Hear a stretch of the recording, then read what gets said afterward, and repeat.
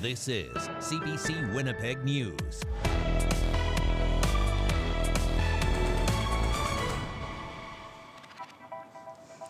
Good evening. Thanks for joining us. An evacuated First Nation in northern Manitoba is looking at weeks, maybe months, to repair the damage after a power outage left homes and water pipes ruined. Today, the exhaustion of people living in Pimicikamak Cree Nation was on full display. Leaders demanded help from the visiting politicians who toured their community, but they were left with no solutions. The CBC's Ian Fraze reports from Pimicikamak. After spending a day in Pimicikamak, one thing is clear: help is still needed. At least 200 homes, probably many more, still need to be repaired, and there's not enough plumbers or carpenters to do all the work. So maybe take a look at our pump here. Federal, provincial, and Indigenous leaders visited Pimicikamak Cree Nation Wednesday to see the damage left behind by a 4-day power outage. It's caused burst pipes, flooded homes, and damage to water and sewer pipes. For days now, the community has been calling for the military. Yeah, it's in 2 feet of water right now. Rebecca Chartrand, the federal minister of Northern Affairs, says the military may not have the relevant skills. Right now, we have 8 plumbers with CAF across the country. And so I think what's needed from my personal perspective is a local approach, right? We need to access all of the plumbers and technicians that are local. But that response did not sit well with Pimicikamak Chief David Monias. He responded to Chartrand moments later. We need the Army. They can actually provide all the technicians and all the engineers and to mobilize en masse and get things done. And we exhausted our local resources. I'm tired. Everybody's tired here. For a good wet. The 10 plumbers working day and night are no exception. 5 plumbers from elsewhere have shown up, but it's not enough. It's going to be a considerable amount of weeks, if not months, to repair everything, get them online.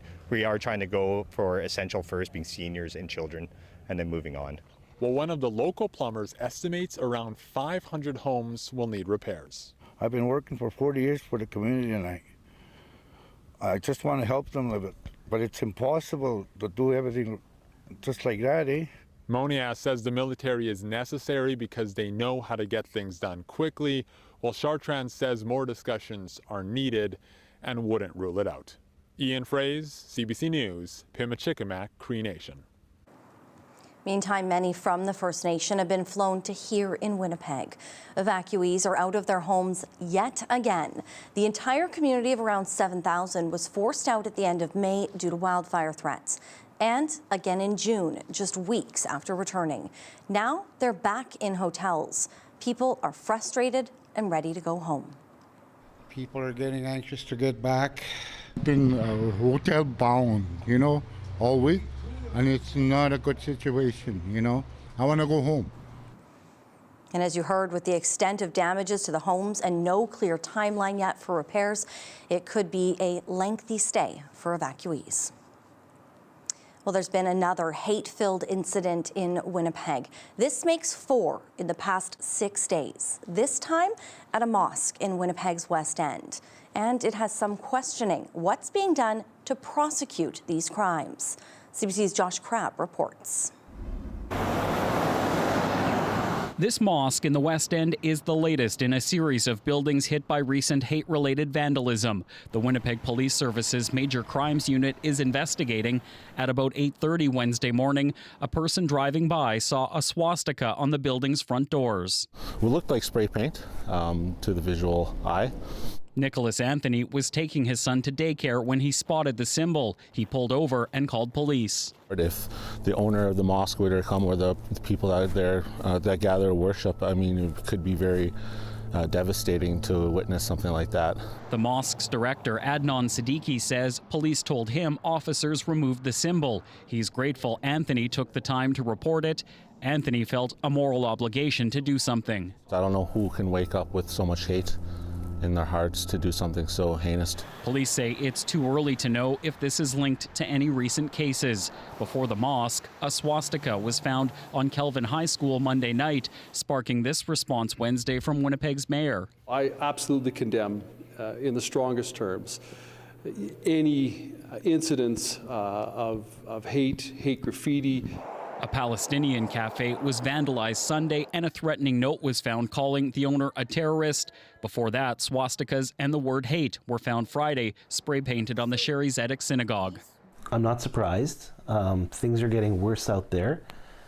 They should be getting better, and we can get into why they should be getting better or how they could. But I'm also disturbed. I'm always disturbed. Jewish Winnipegger Avram Shirak has removed anti-Semitic graffiti from across the city. He wonders if Manitoba has followed through on the Justice Minister's promise a year ago to appoint a special Crown attorney to focus on hate crimes. A provincial spokesperson says the Manitoba Prosecution Service's Hate Crimes Working Group has between 10 and 12 Crown attorneys and is led by Director Mandy Ambrose. Josh Crabb, CBC News, Winnipeg. Well, you've seen the ads and likely even know someone who's on it. Ozempic use is on the rise in Manitoba. Pharmacists here say prescriptions from the weight loss drug have more than doubled in recent years. With other generic versions expected to hit the Canadian market later this year, the drug's popularity shows no signs of slowing down. CBC's Justin Fiaconi reports. They need to start it. Hartley Macklin has been using Ozempic since it came to market in Canada in 2018.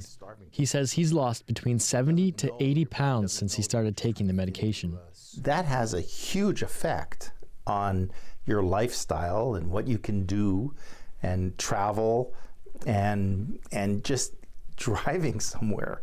You know, cars are not built for 320-pound people.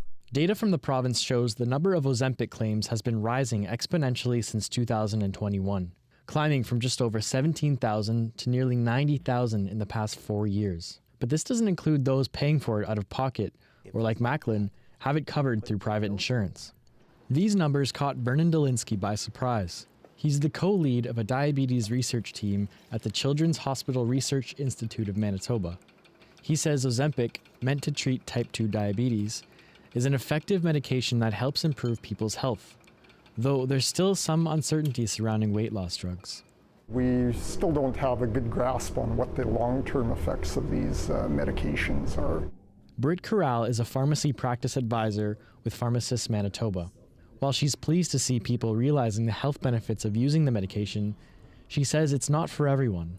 I think the thing to remember with Ozempic is that it's not meant to be used just to lose weight for people who don't have, significant weight to lose.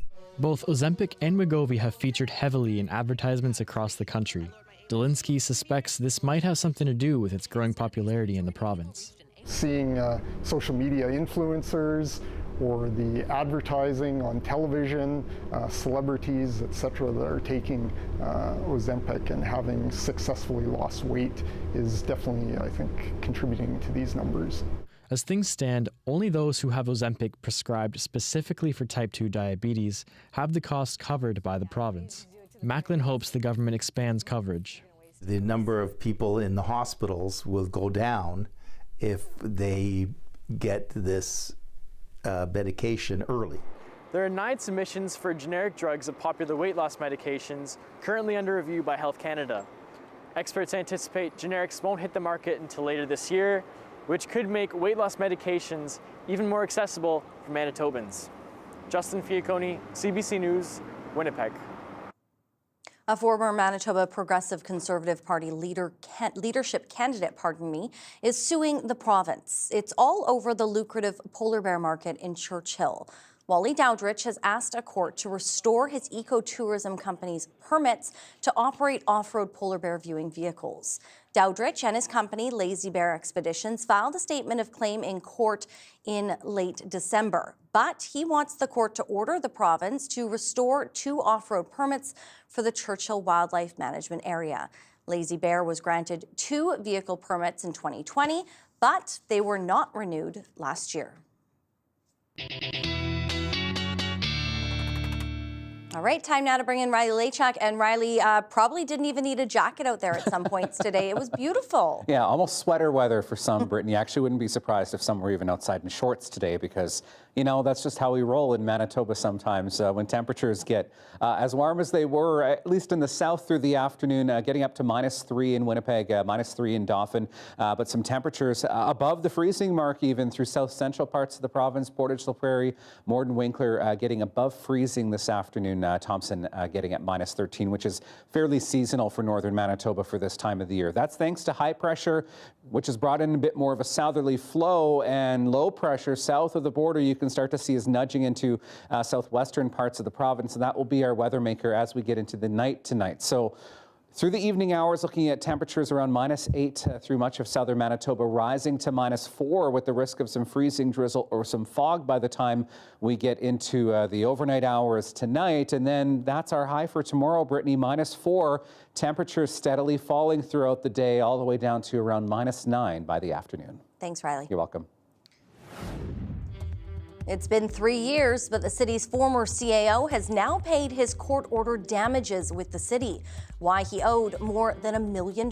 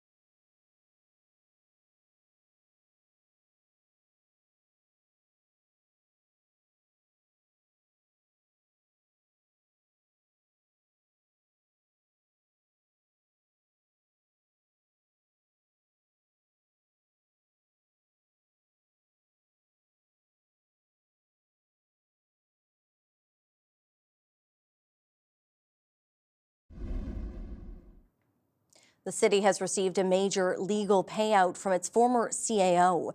A judge found Phil Schiegel accepted a bribe from a contractor and favored them for a major city infrastructure project. Now, years later, Schiegel has paid up, but it's still not the end of a decade-and-a-half-long saga over Winnipeg's police headquarters. CBC's Bartlett Kivas reports. The purchase and renovation of downtown Winnipeg's former Canada Post complex into the new headquarters for the Winnipeg Police Service cost the city $214 million, almost $80 million more than the budget approved by City Council back in 2009. The project has been the subject of 2 external audits, a 5-year RCMP investigation, and 2 civil lawsuits from the city, including one against former Winnipeg Chief Administrative Officer Phil Schiegel. That lawsuit concluded in 2022 when Manitoba's Court of King's Bench determined Schiegel accepted a $327,000 bribe from Armac Babakanians of Caspian Construction, the primary contractor on the Police HQ project. The court also found Schiegel favored Caspian in the tendering process. The court ordered Schiegel to pay the city $1.15 million in damages, court costs, and interest. Winnipeg's current CAO told Council on Wednesday that money is now in the city's bank account. So is $500,000 from Caspian as part of the settlement of a separate lawsuit. Winnipeg's mayor says the legal actions were worth it. We fought this in court because we believe the people needed to be paid back, and plain and simple.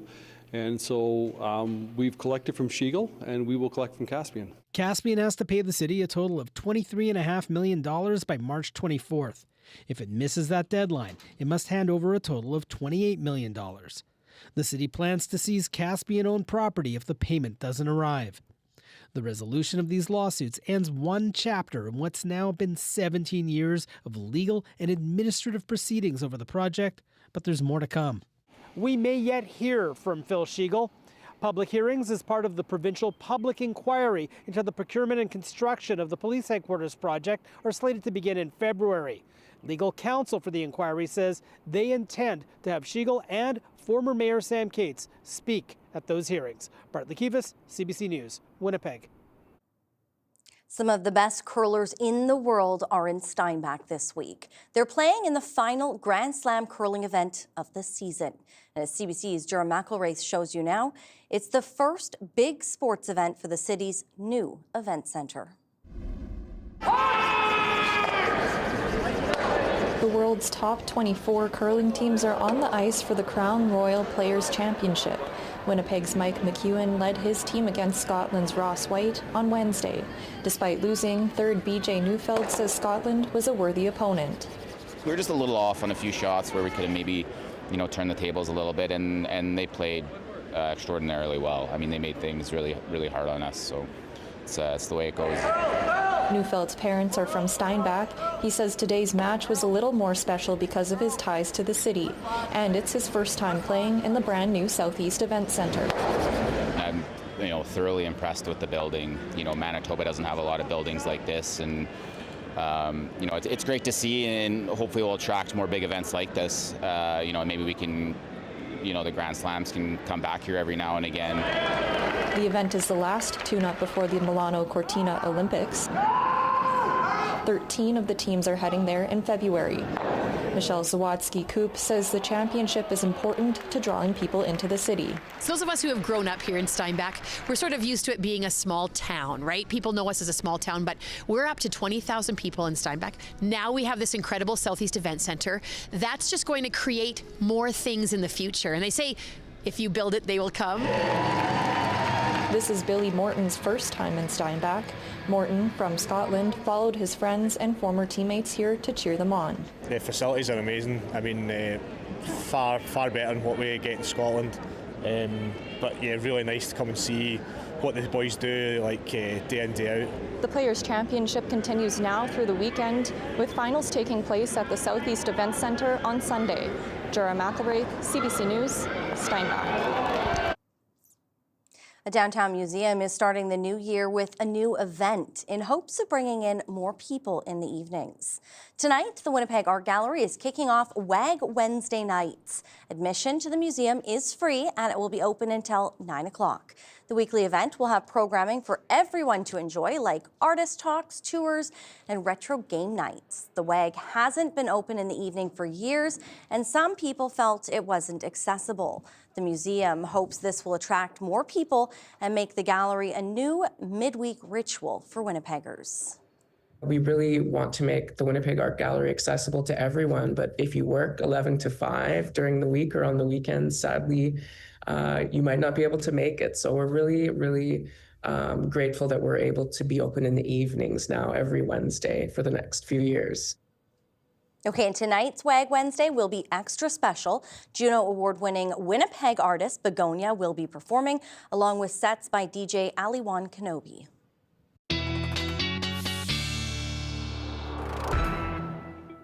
A great place to go especially if you're not a fan of the warm weather we're having right now, especially in the southern part of the province. Obviously very different up north, but down here it's been a week. It's been a lovely week. You can walk there.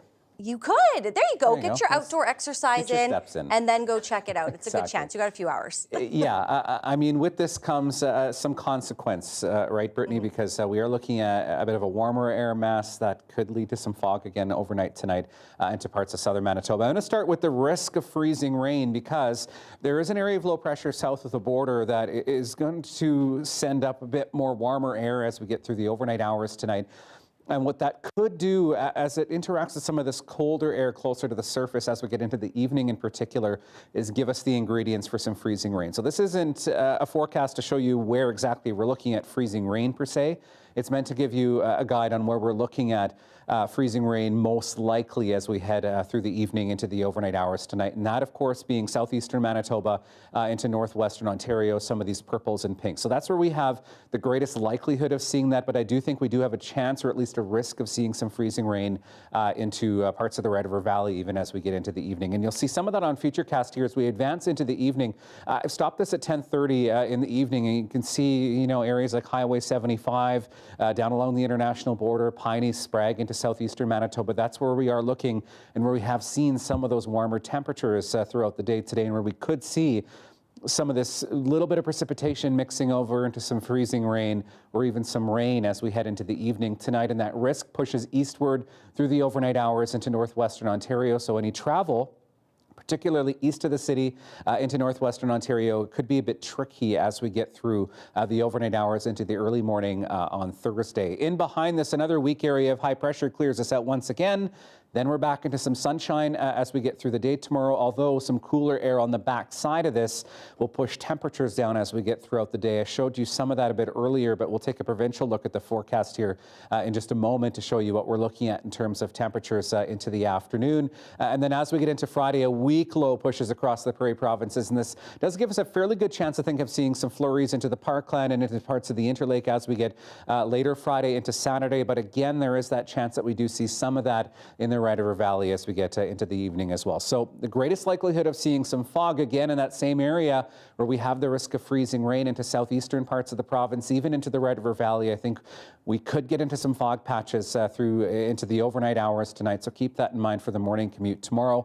By the afternoon, temperatures dropping close to -10 across southern Manitoba, Brittany, -8 for Friday, and then we're back closer to seasonal as we get into the day on Saturday. Thank you, Riley. You're welcome. We have much more to come straight after the break. Stay with us.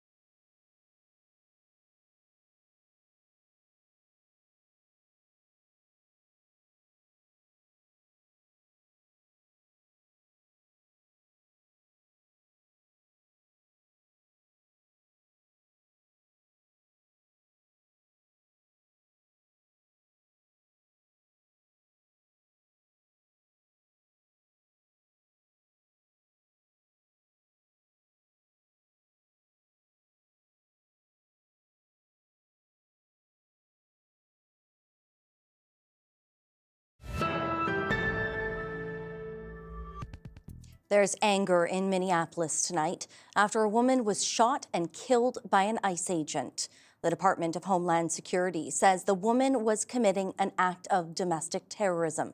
But the mayor of Minneapolis blasted that characterization as, quote, garbage. Katie Nicholson has the latest from Washington. And a warning, some of you may find the images in this story disturbing. Minneapolis and St. Paul are on high alert tonight after an ICE agent shot and killed a 37-year-old woman in Minneapolis. This is one of the videos circulating that has been verified by CBC News. A woman in an SUV is parked in the middle of the street, apparently blocking the road. ICE agents stop their vehicle and walk towards her. One officer grabs the handle. She puts the vehicle in reverse briefly, then pulls forward before another agent fired 3 shots into the vehicle. Homeland Security had just sent 2,000 more agents into Minnesota following a December surge in the state. The Secretary of Homeland Security, Kristi Noem, was quick to defend the actions of her agents. It was an act of domestic terrorism. A woman attacked them and those surrounding them and attempted to run them over and ram them with her vehicle. An officer of ours acted quickly and defensively shot to protect himself and the people around him. U.S. President Donald Trump posted a video that appeared to be a different angle of the incident and wrote in part, "The woman driving the car was very disorderly, obstructing and resisting, who then violently, willfully and viciously ran over the ICE officer, who seems to have shot her in self-defense." Based on the attached clip, it's hard to believe he is alive but is now recovering in the hospital. The mayor of Minneapolis, Jacob Frey, said he saw a video of the incident and said that Homeland Security's version of what happened was BS. And he had this message for ICE. To ICE, get out of Minneapolis. We do not want you here. Your stated reason for being in this city is to create some kind of safety, and you are doing exactly the opposite. People are being hurt. Families are being ripped apart. Long-term Minneapolis residents that have contributed so greatly to our city, to our culture, to our economy are being terrorized, and now somebody is dead. That's on you. Governor Tim Walz activated the Emergency Operations Center and issued a warning order to prepare the Minnesota National Guard. And from here on, I have a very simple message. We do not need any further help from the federal government. To Donald Trump and Kristi Noem, you've done enough. Walz told Minnesotans, "I feel your anger," but appealed for calm, saying they want a show, but, quote, "we can't give it to them." The shooting's being investigated by the FBI and the Minnesota Bureau of Criminal Apprehension. That agency will be looking into whether or not any state laws were broken. Katie Nicholson, CBC News, Washington. U.S. forces have seized 2 ships on Venezuelan routes. One of them, a Russian-flagged vessel, ending a nearly 2-week pursuit. It's part of the Trump administration's push to dictate oil flows in the region and pressure Venezuela's government. Karen Pauls reports. In one of 2 pre-dawn raids, grainy video shows troops fast roping off a helicopter hovering over an oil tanker in the Caribbean and boarding the ship. A second tanker, which had recently changed its name and its flag to Russia, also seized in the Atlantic Ocean on Wednesday. It had slipped through the U.S. maritime blockade of sanctioned tankers and refused to allow American forces to board it. Russian lawmakers are describing it as outright piracy. As you've seen today, 2 more ships were seized. We are in the midst right now and, in fact, about to execute on a deal to take all the oil. They have oil that is stuck in Venezuela. They can't move it because of our quarantine and because it's sanctioned. We are going to take between 30 and 50 million barrels of oil. We're going to sell it in the marketplace at market rate. Meanwhile, Trump administration officials are meeting with executives from U.S. oil companies this week. Trump wants them to invest billions and be up and running in Venezuela within 18 months, boosting crude oil production and exports. There's a lot of private sector engagement that's happening right now. As you know, Secretary Wright, our energy secretary who's heading up this big project, is in Florida today meeting with some of these oil executives. And as we confirmed earlier, they will also be at the White House later this week. So they are absolutely eager to invest. They're eager about these opportunities. But those plans will be delayed by infrastructure costs and deep uncertainty over the country's political future. After a congressional briefing on the Venezuelan mission, House Speaker Mike Johnson said the U.S. is not engaging in regime change. President Trump has repeatedly said the U.S. is now running the country. Karen Pauls, CBC News, Washington. There's great concern in Europe over Donald Trump's repeated threats to take control of Greenland. U.S. Secretary of State Marco Rubio says he plans to meet with Danish officials next week. The U.S. president says he needs the strategic Arctic island for national security reasons. The White House confirmed Trump is considering a range of options to acquire Greenland, including military force. European leaders are looking to support Greenland and Denmark while avoiding any potential missteps that could widen the divide between themselves and the U.S. administration. The Danish Prime Minister went further Monday, saying any military action by the U.S. to seize the territory would be the end of NATO. Denmark is a member giving protection to Greenland, so if the U.S. launched any sort of military action, it would be one NATO member attacking another. The Prime Minister's office has announced Mark Carney is headed to China next week, a visit that could help thaw relations. Carney met with China's Xi Jinping in October on the sidelines of the APEC summit. Wednesday's statement repeated a familiar theme. The disruption of global trade means Canada can no longer rely on a single partner. It will be the first visit of a Canadian Prime Minister to China since 2017. The Swiss bar at the center of a deadly New Year's Eve fire went years without a safety inspection. Investigators have zeroed in on the ceiling, whose foam lining was the likely accelerant. And as Sarah Levitt explains, it's not the first time the material has led to fires with deadly results. The memorial outside Le Constellation continues to grow. Commemorating the 40 lives lost in this Swiss ski town, another 116 were injured. Now word fire inspectors hadn't been to Le Constellation in years. There hasn't been a safety inspection at the bar since 2019, says Crans-Montana Mayor Nicolas Ferraud. Videos show the inferno on New Year's and the likely cause. Sparklers attached to bottles ignite the foam-clad ceiling in the basement bar. Partygoers, many of them teenagers, scrambled to get out. Authorities say the foam on the ceiling was considered acceptable at the last inspection, and a fire alarm was not required for a venue of that size. Nous le regrettons amèrement. We deeply regret this, the mayor says. Small consolation for those who have lost loved ones. It's a disgrace and an absurd one, says Ezio Didone, whose 16-year-old great-nephew Achille Barossi died. Foam-lined ceilings have contributed to other deadly fires. In 2013, a flare set fire to the ceiling of a nightclub in Brazil, killing 242 people and injuring more than 600. And in 2015 in Bucharest, a nightclub fire killed 64 and eventually led to the resignation of Romania's prime minister. In Canada, certain acoustic foam, often used in music venues, is legal as long as it's covered by a thermal barrier like drywall.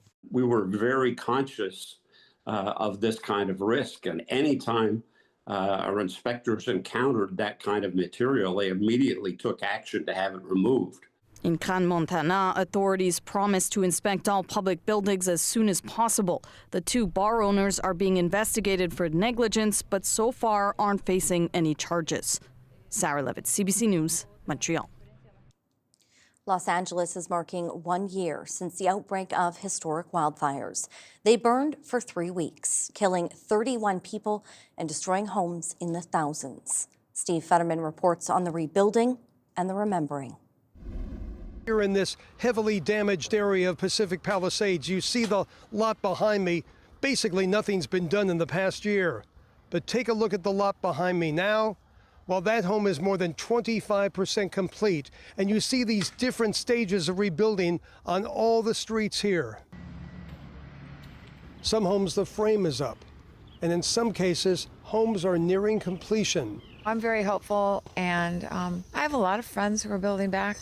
We're all hopeful that that most of our friends will come back, because none of us want to be here alone. Now, as you might expect, there's lots of construction taking place up and down these streets. We have seen the trucks going up and down the streets, the large trucks carrying lumber, some cement mixers. We spoke to one general contractor. His brother lost a home here. He's now working on rebuilding around 5 homes. Mood is build, go. It is going to be a long process, but there's a lot of work going on up here, and it's actually kind of nice to see.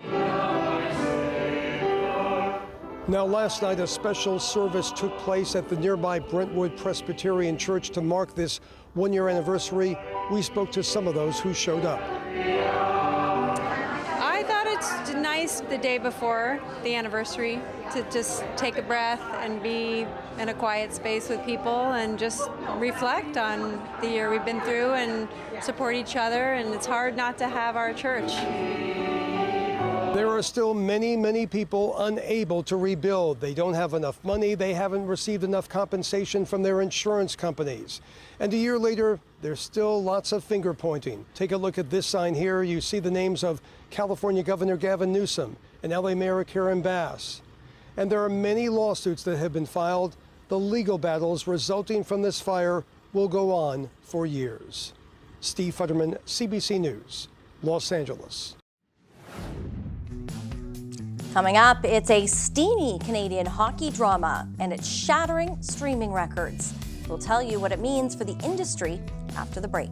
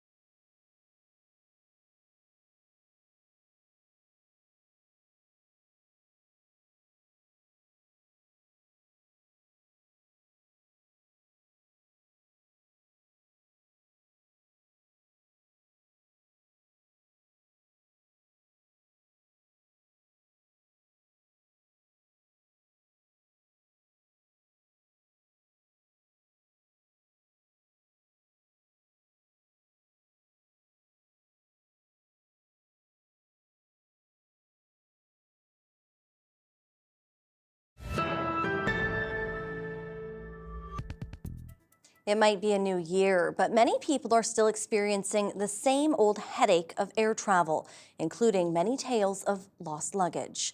Recently, bags went missing for dozens of Saskatchewan travelers, all on the same direct flight. The CBC's Ozempic has the story. Stephanie Edwards and her husband, Jonah Franklin, flew from Regina to Puerto Vallarta on January 3rd. The couple tried to do everything right. Edwards says they paid for a checked bag the night before and arrived at the airport 2 hours early. I would never in a million years think on a direct flight, like your bag is going to get lost or delayed. It gets on the plane with you and it gets off the plane with you. Turns out that wasn't the case. The couple says at no point did the crew mention they would be taking luggage off the plane. It wasn't until they landed in Mexico and walked over to the baggage claim they learned their bags had been left in Regina. And then all of a sudden it's empty and it's things just going around and round, and like 20 minutes go by, 30 minutes go by. And here I thought, well, maybe they had to go back to the plane and bring more bags or something. I don't know. And eventually the thing just stops. Edwards says WestJet did not make any announcements and there were no agents by the gate notifying them there were no more bags coming. She says many of the passengers on her flight of around 100 arrived to no luggage. Clothes and all that kind of stuff is one thing, but I know even for me, like I have a number of prescription medications that I'm now kind of like day 3, day 4, where I'm, starting to feel the fact that I'm not getting them. Franklin says they finally received an update about their bag Monday night, but not by WestJet. We just had other friends message us shortly, not too long ago, and they said, our bags are here. And I said, well, if you see a bright orange one, because we've got a bright orange, pretty ugly suitcase, they sent us a picture. It's there. So it's now there. So we know it's in Puerto Vallarta. Franklin says without this photo, they would have no idea their bag arrived. The WestJet bag tracker still shows it is being searched for. WestJet has acknowledged the luggage issues. It says they're due to a number of factors, including the volume of bags, maximum weight, and runway conditions. WestJet is advising affected passengers to submit a claim through their website. Ozempic, CBC News, Regina. The breakout success Heated Rivalry is a Canadian TV hockey drama. It's also a global phenomenon, shattering streaming records on both Crave and HBO Max. What's more, there's now hope the show could help move Canadian content from niche market to mainstream. The CBC's Griffin Yeager reports. Canada's Shane Hollander and Russia's Ilya Rozanov. Forget breakout hit, Heated Rivalry is a full-blown cultural takeover. The Canadian show, based on the hit book about rival hockey players Ilya and Shane and their steamy off-ice romance, is shattering records. In its first week, the most watched Crave original debut ever. Episode 5 landed a perfect 10 out of 10 on IMDb, now tied with Breaking Bad for the highest rated TV episode of all time on the site. And in the US, it hit #1 on HBO Max. Its stars are everywhere: GQ covers, podcasts, late night couches, and award shows. Here's Connor's story at the Actor Award presentation on Wednesday. 8 months ago, I was literally waiting tables. How may I help you? We spoke to Robbie GK, who plays Kip, about the success. The attention that it's getting, I think, is beyond the scope of anything that anyone who, kind of sets out to make a Canadian production, especially Canadian television, could imagine. And that's the thing, it is so Canadian. Created by Jacob Tierney, who when shopping the project to major streamers, said he was asked to change the vision to fit a broader demo, but he refused and found a home at Crave. I hope that this is just another notch on the belt or something on the resume for Canadian filmmakers to be taken seriously. Following in the footsteps of Schitt's Creek and North of North, it proves that CanCon isn't a niche market, it's a global powerhouse. This is the Holy Grail. There's nothing else to say other than yay them and yay for us. The question now, will Heated Rivalry's success push for increased investment in Canadian content? The Canadian Media Fund gave $3.5 million to the project. I think this is a time for Canada to not necessarily replicate and duplicate what the US and the rest of the world wants. And it's a time for investment in culture, to allow more resources and money to fund these uniquely Canadian stories. So time will tell, but for now, all eyes are on the ice. The show already has been greenlit for season 2. Griffin Yeager, CBC News, Toronto.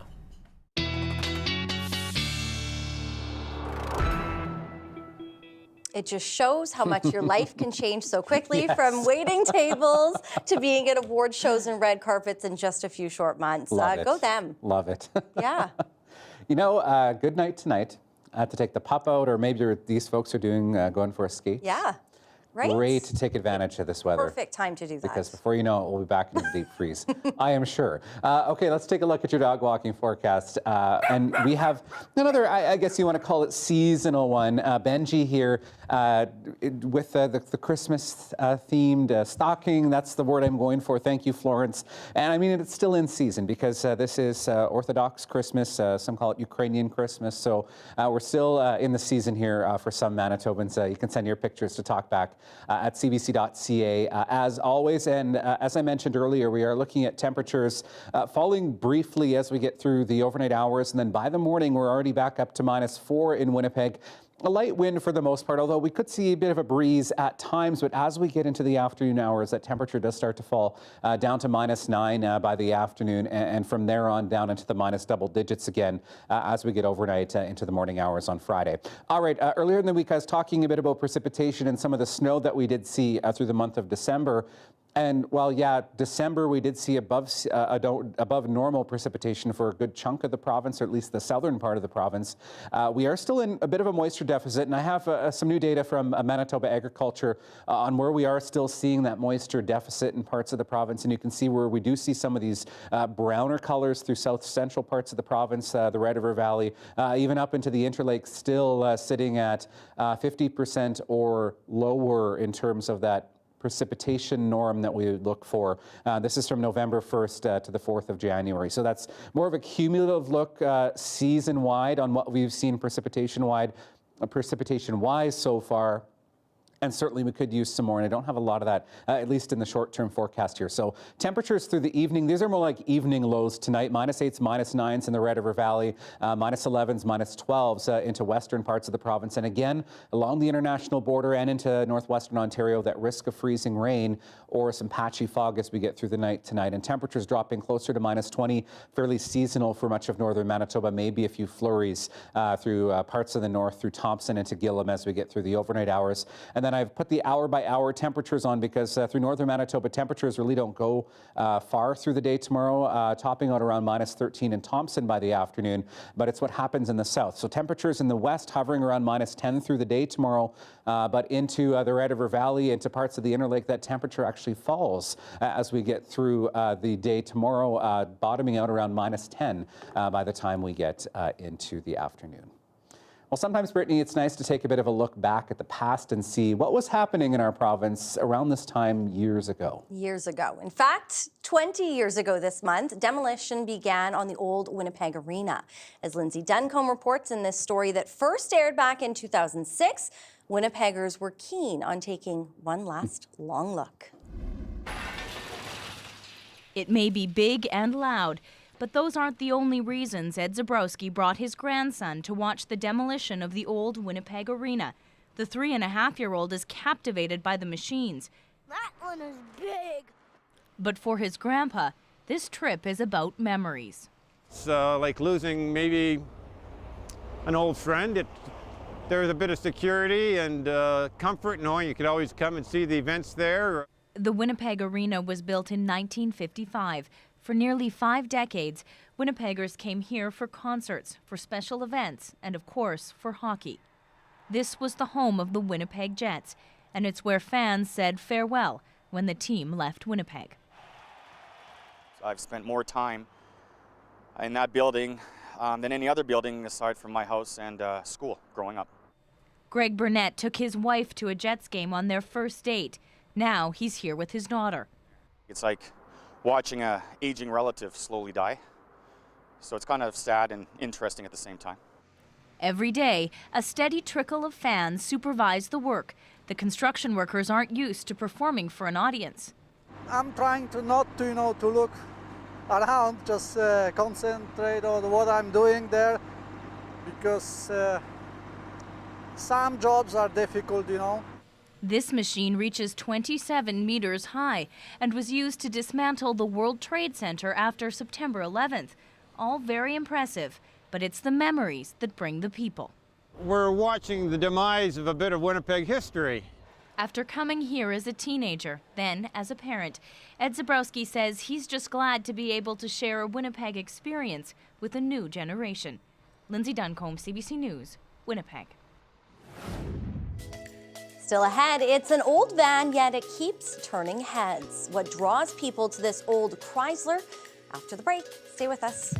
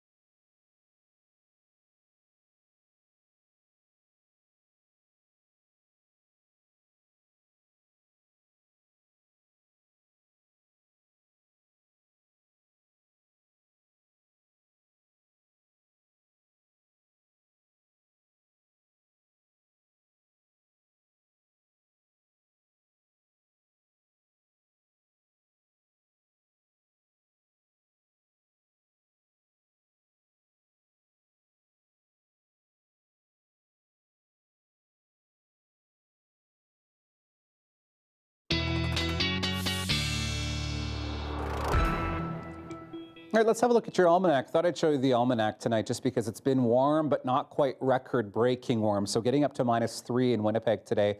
Our record high for this time of the year, though, in 2003 at +6. So it could be warmer And yeah, certainly could be a lot cooler as well with that record low, close to minus 42 back in the late 1980s. Your 7-day forecast looks like this. So as we get through tomorrow, afternoon temperature around minus 9. Then slim chance we'll see a few flurries through the later part of Friday. Again, the better chance as we get through parts of the Interlake and into the Parkland through the afternoon hours. Minus 12, a bit closer to seasonal as we get into the day on Saturday. Then look at the beginning of next week here. We are jumping up just above freezing for next Tuesday. Well, living in Manitoba, Brittany, you have probably seen some interesting car projects on the roads, but I can guarantee you have never seen anything like this one. All right, we take you to Windsor, Ontario to meet the mastermind behind what can only be described as a Franken-car in our daily lift.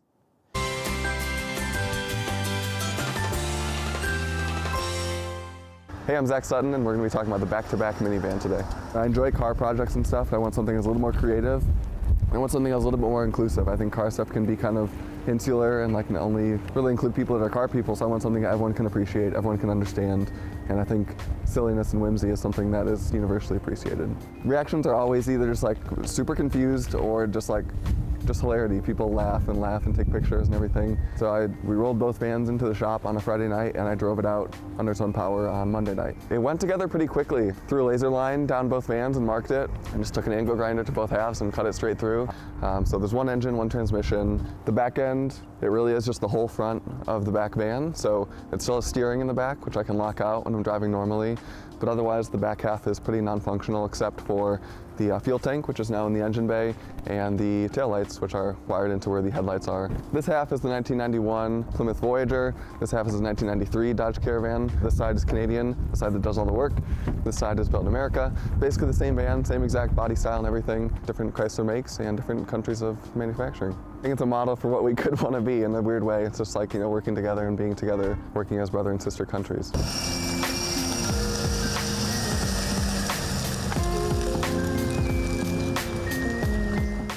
Riley, it hurts my mind. It's like magic. I can't watch magic because it just boggles me. It took him a weekend to do that. That's crazy. My goodness. But you know what? And I didn't love that the Canadian side is the workhorse. Yeah, we do all the work. Right? Very cool, though. I love to see it. It's interesting. If you have anything cool, send it our way. Yeah. Have a great night. See ya.